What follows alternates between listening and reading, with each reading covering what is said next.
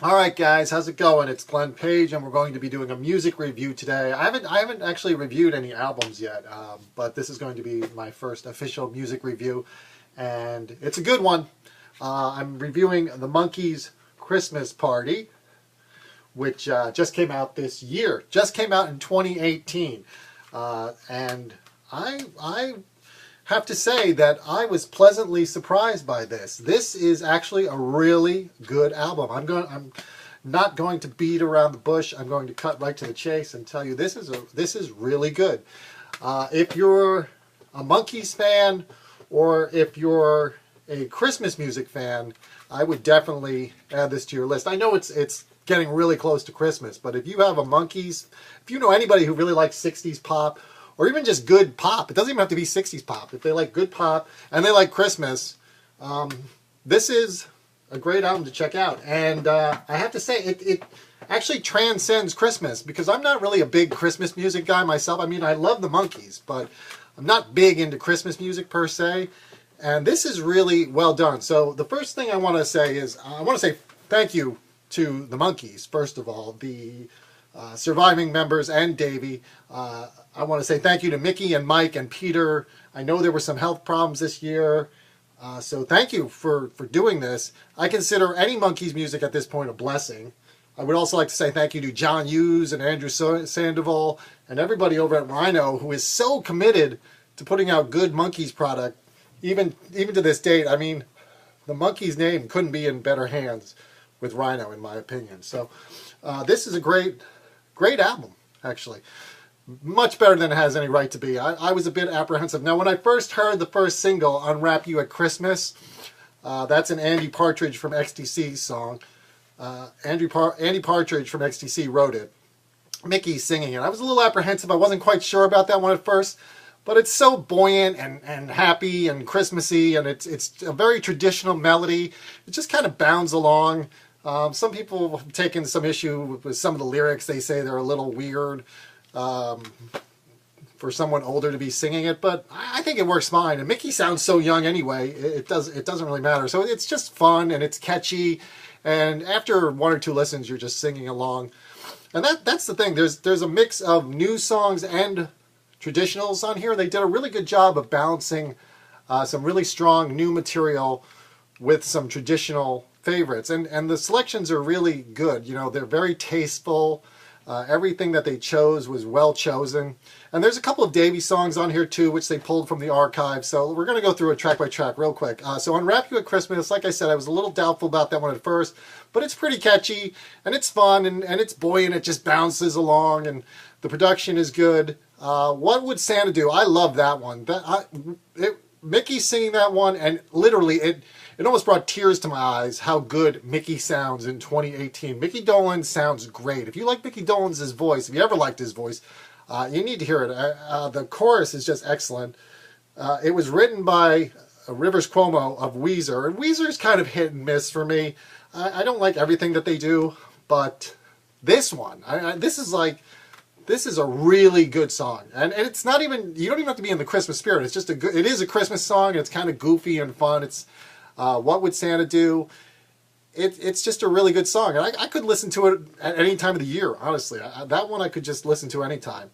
Male Kaliki Maka is Davy from the archives.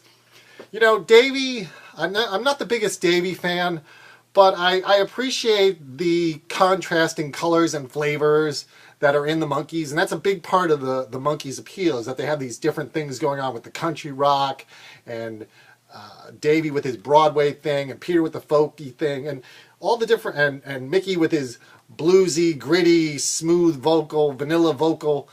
I appreciate all these different things going on, and it really works in context. It's just a fun, Davy having fun, and since Davy's obviously originally from England, it's even funnier, or it's more apropos that he's singing I'm a Lonesome Traveler from So Far Away and he's in Hawaii. You know what I mean? Englishman in Hawaii. It's just kind of fun and works. House of Broken Gingerbread. That's sort of I guess you would say a pastiche of 60s psychedelia. It's sort of in the vein of Pictures of Matchstick Men, a little bit in that vein with the chord changes. But it's good. It's really good, and that's actually a lot of people really like that one. That's like their favorite one. I think it's really strong. House of Broken Gingerbread. It's sort of this little bit of a psychedelic thing. Some cryptic sort of lyrics. I wouldn't say it's dark. Some people are saying it's really dark and serious, but you know, it's not explicitly dark. The Christmas song. Okay, this is Mike Nesmith sings the Christmas song. That one I was a little apprehensive about. You know, we all know the Nat King Cole one, and I was like, oh, how's that going to sound with Mike singing it? I love it. I love Mike Nesmith singing the Christmas song. It's just they've always called Mike Nesmith Papa Nez, and here he really becomes Papa Nez. There's just this really warm, tranquil, reassuring vibe to it. It's very subdued. That one was produced, I believe, by his sons, or one of his sons. I'm not sure.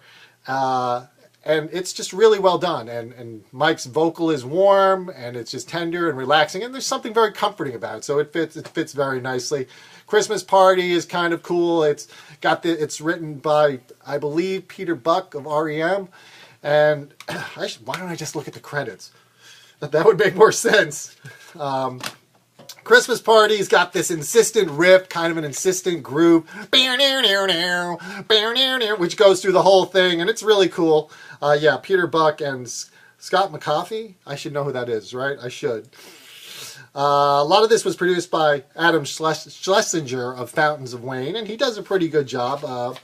As far as from everything I've heard, by all accounts, he has a real simpatico and appreciation for this material. So he did a really good job.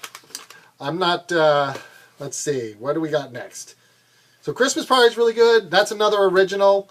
So far we got 4 originals. But now we get into some of the covers. They've got a whole run of covers here. They do Jesus Christ by Big Star. It was originally a Big Star song. And I've heard that the original is supposed to be ironic and sarcastic. It's kind of hard to tell if you're just listening to it in isolation out of context if it really was intended to be that way. You could, I suppose, if you know all about Big Star and Alex Chilton, you could make that assumption, but just listening to it by itself, it's not 100% clear. But either way, they do a straight, reverential, subdued treatment of it here, and Micky has a gorgeous vocal. The one thing I want to say about Micky is Micky's always listenable, okay? Even if you're not crazy about the song, or, okay, this is my favorite song, Micky's always listenable, and really just elevates pretty much any song he does. There's never a time you listen to Micky's voice and you're like, oh my God, get that off. So really great. The Jesus Christ it's sweet, it's elegant, it's well done.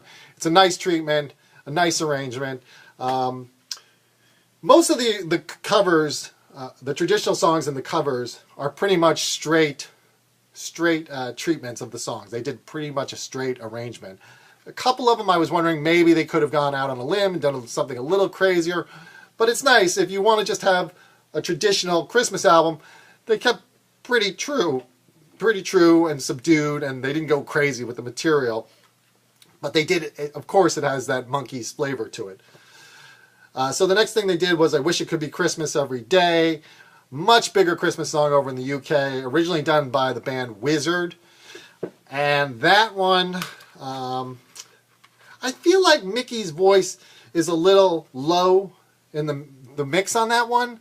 I feel like his voice could have been a little more pronounced in the mix, but that's a minor quibble.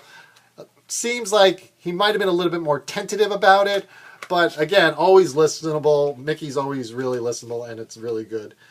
Silver Bells, this one, it was a revelation to me, because like I said, I'm not the biggest Davy Jones fan, and Silver Bells was just a revelation, because really good. That one was, they obviously pulled from the archives, and that's really, Davy, if you listen to it, you can hear every emotion and that Davy is singing. And his acting background really comes into play, because you can see his facial expressions, you can hear his facial expressions, you can hear the emotions he's trying to convey. I think Davy did a really great job, and I like that one a little bit better than the other one.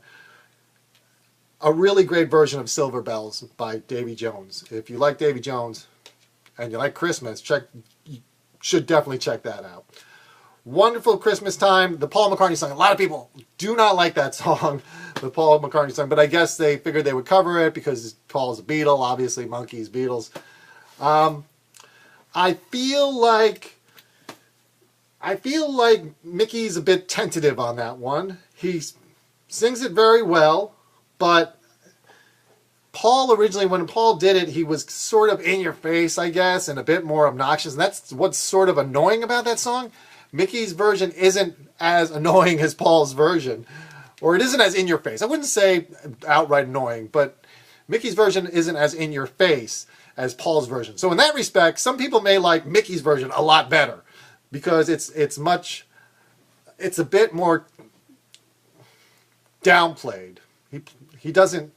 It's not as in your face as Paul's version, but it's still good. It's still good. I'm just not a big fan of that song so much, but it's pleasant enough, listenable, decent. We've got Snowfall, an old standard, which is Mike singing. Again, really enjoyable. Mike's sort of slipping into that cosmic cowboy. It's lounge. He does this mix of, he always hinted at this mix of Texas lounge lizard, cosmic cowboy image, and that really sounds like what's going on here. He's this Papa Nez cosmic cowboy singing this relaxing, tranquil song, and it's just comforting and enjoyable, and it sets the scene. It's a bit subdued. Again, another well done song by Mike. Angels We Have Heard on High. That's Peter playing the banjo. The banjo work is really well done. I wasn't sure about the vocal because they put a auto-tune on it, I believe, and it sort of takes you out of the song in a couple of spots, but it's grown on me. It's just, I wasn't sure if maybe they should have had the backing vocalist take over more in certain spots, but I'm glad Peter's there. And again, I appreciate in the Monkees, the thing I always liked about the Monkees was the shifting colors and tones of their voices complementing each other, even from song to song, even if they weren't on songs together. And that's something else I should mention about this album. This is not in the headquarters vein where the Monkees are doing everything. This is more in the vein of something between, it's something, I don't want to say more of the Monkees because they had no creative control over that. I feel like they did have a lot of input here, so this is sort of in between Pisces, Aquarius, Capricorn, and Jones Limited, and more of the Monkees, and maybe an album like, I don't know, maybe an album like the Monkees Present, where they're contributing to each individual track and they have input, but they're not steering the whole thing. And that's understandable considering that Mike and Peter both had health issues this year, and this album was done relatively quickly. But Angels We Have Heard on High, it's nice to hear Peter on there. And I kind of actually have always liked Peter's voice. Mickey's my favorite, but I really, really like Peter's voice, and I really, really like Mike's voice too. And even Davy, on certain songs I really like. Finally, we have Merry Christmas Baby. Micky does Merry Christmas Baby. I'm never quite convinced by Micky doing the blues thing. I know that's that's in his background, in his early background. I guess Micky and the All-Nighters or whatever it was. I know he sang those blues songs. He cut his teeth on those blues songs. But I'm never quite convinced by Micky Blues Guy. But I think he works better when he does that sort of surly guy singing a pop song. When he does She, or when he does I'm Not Your Stepping Stone. So a little bit of that flavor. But when he goes full on with a blues song, I'm never quite convinced. That said, again, it's fine. You know, it's good. It's good, and it's well done if you like the blues. It's kind of rote for a blues number, but if you like the blues and you like Micky, you can't go wrong. Finally, we have the bonus tracks are on the Target version only. You get the Rio Chio, which they did on the TV show. All 4 of them together. I've never had it on CD, so I like having it all in one place. Beautiful, beautiful version. Christmas is my time of the year. That was a thing they did for the fan club back in '76, I believe. And it's pleasant and it's nice. It's good to hear Micky and Davy together. I'm not sure if it's essential, but again, it's really nice to have it here together. So overall, this is a really strong collection of new originals, well-chosen covers. Some of it's going to depend on how much you like the chosen covers and how much you like the Monkees and Christmas. But surprisingly, very listenable, I would say even outside the Christmas season, most of this. Or a lot of this is very listenable even outside the Christmas season. And really good if you're just a 60s fan or pop music fan in general looking for something to listen to at the holiday time. And if you got somebody you want to give a gift to, definitely. So I would say this album is probably, for most people, it's going to be a 7 out of 10. For someone like me, who's a Monkees fan, I would say it's a solid 8 out of 10. It's pretty good. It's pretty strong. So I recommend Monkees Christmas Party, and they did kind of fun artwork there where they've got different collectible Monkees toys from different periods. They've got the Monkey Mobile, and they've got the Monkees lunchbox, which I have, and the Monkees hand puppet, which I do not have, and they got the Monkey Man flying around there. So anyway, good stuff. Monkees Christmas Party. Check it out.